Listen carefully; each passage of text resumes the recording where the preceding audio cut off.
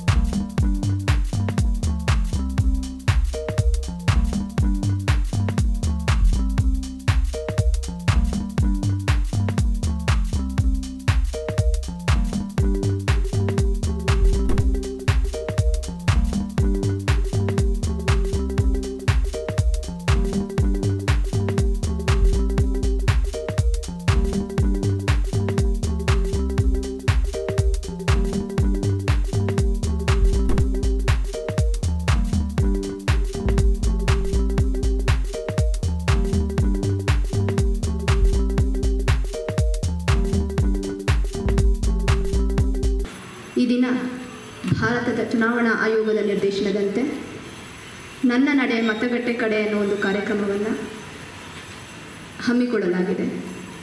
ಮುಖ್ಯವಾಗಿ ನಾನು ಈ ಒಂದು ತಾಲೂಕಿನ ಸ್ಥಳೀಯ ಒಂದು ಮತದಾರಳಾಗಿದ್ದು, ನಾನು ರಾಜ್ಯ ಚುನಾವಣಾ ಆಯೋಗದಲ್ಲಿ ಸಹಾಯಕ ಚುನಾವಣಾಧಿಕಾರಿಯಾಗಿ ಕೆಲಸ ನಿರ್ವಹಿಸ್ತಾ ಇದ್ದೀನಿ.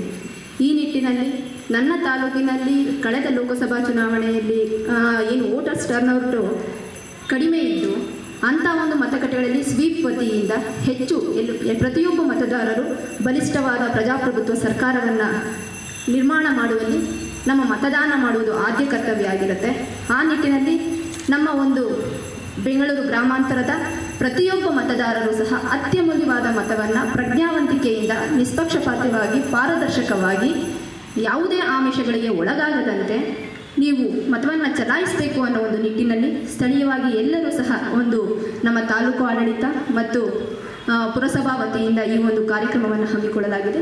ಸೊ ಈ ಒಂದು ವೇದಿಕೆಯಿಂದ ನಾನು ಕಳಕಳಿಯ ಮನವಿ ಮಾಡ್ತಾ ಇದ್ದೀನಿ. ಪ್ರತಿಯೊಬ್ಬ ಮತದಾರನೂ ಸಹ ಯಾವುದೇ ಒಂದು ಆಮಿಷಕ್ಕೆ ಬಲಿಯಾಗದೆ ಏನು ಚುನಾವಣಾ ಆಯೋಗದ ಲೋಕಸಭಾ ಚುನಾವಣೆಯಲ್ಲಿ ತಮ್ಮ ಮತದಾನವನ್ನು 100% ಮಾಡಬೇಕು. ಮತ್ತು ನಮ್ಮ ರಾಜ್ಯ ಸ್ವೀಪ್ ವತಿಯಿಂದ ಯಾವ ಒಂದು ಮತಕ್ಷೇತ್ರ 100% ಮತದಾನವನ್ನು ಮಾಡ್ತದೋ ಅದಕ್ಕೆ ಪ್ರೋತ್ಸಾಹಕಾರಿ ಬಹುಮಾನವನ್ನು ಮತ್ತು ಚುನಾವಣಾ ಆಯೋಗದಿಂದ ಹೆಚ್ಚು ಸ್ವೀಪ್ ಅನುದಾನವನ್ನು ಸಹ ನಾವು ಮಾಡ್ತೀವಿ ಅಂತ ಈಗಾಗಲೇ ನಾವು ನಿರ್ದೇಶನ ಕೊಟ್ಟಿದ್ದೀವಿ. ಹಾಗಾಗಿ ತಾವೆಲ್ಲರೂ ಸಹ ಮತದಾನ ಮಾಡುವಲ್ಲಿ ಹೆಚ್ಚು ಸ್ವೀಪ್ ಆಕ್ಟಿವಿಟಿ, ವೋಟರ್ಸ್ ಟರ್ನ್ಔಟ್ ಕಡಿಮೆ ಆಗಿರುವಂಥ ಒಂದು ಕ್ಷೇತ್ರಗಳಿಗೆ ಹೆಚ್ಚು ಕಾನ್ಸಂಟ್ರೇಟ್ ಮಾಡಬೇಕು ಅಂತ ಈ ಮೂಲಕ ತಿಳಿಸ್ತಾ ಇದ್ದೀನಿ. Thank you. ಪ್ರಜಾಪ್ರಭುತ್ವದಲ್ಲಿ ದೃಢ ವಿಶ್ವಾಸವುಳ್ಳ ಭಾರತದ ಪೌರರಾದ ನಾವು ನಮ್ಮ ದೇಶದ ಪ್ರಜಾಸತ್ತಾತ್ಮಕ ಸಂಪ್ರದಾಯಗಳು ಮತ್ತು ಮುಕ್ತ, ನ್ಯಾಯಸಮ್ಮತ ಮತ್ತು ಶಾಂತಿಯುತ ಚುನಾವಣೆಗಳ ಘನತೆಯನ್ನು ಎತ್ತಿ ಹಿಡಿಯುತ್ತೇವೆಂದು ಮತ್ತು ಪ್ರತಿಯೊಂದು ಚುನಾವಣೆಯಲ್ಲಿ ನಿರ್ಭೀತರಾಗಿ ಮತ್ತು ಧರ್ಮ, ಜನಾಂಗ, ಜಾತಿ, ಮತ, ಭಾಷೆ ಅಥವಾ ಯಾವುದೇ ಪ್ರೇರೇಪಣೆಗಳ ದಾಕ್ಷಿಣ್ಯಗಳಿಂದ ಪ್ರಭಾವಿತರಾಗದೆ ಮತ ಚಲಾಯಿಸುತ್ತೇವೆಂದು ಈ ಮೂಲಕ ಪ್ರತಿಜ್ಞೆ ಸ್ವೀಕರಿಸುತ್ತೇವೆ.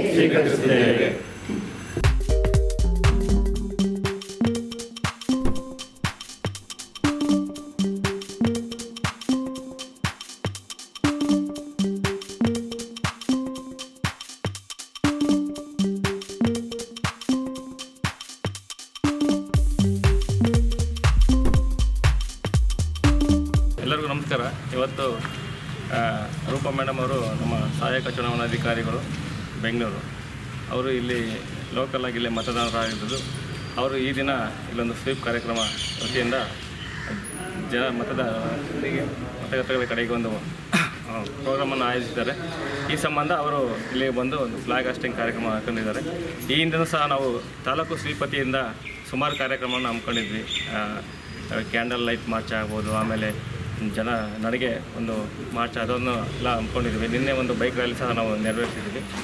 ನಾನು ಏನು ವಿನಂತಿ ಮಾಡ್ಕೊತೀನಿ ಅಂದರೆ ಈ ಸತಿ ಈ ಮತದಾನದಲ್ಲಿ ಅತಿ ಹೆಚ್ಚು ಮತದಾನ ಮಾಡಬೇಕು. ಎಸ್ಪೆಷಲಿ ಯೂತ್ ವೋಟರ್ಸ್ ಅವರೆಲ್ಲ ಬಂದು ಮತದಾನ ಮಾಡಬೇಕು.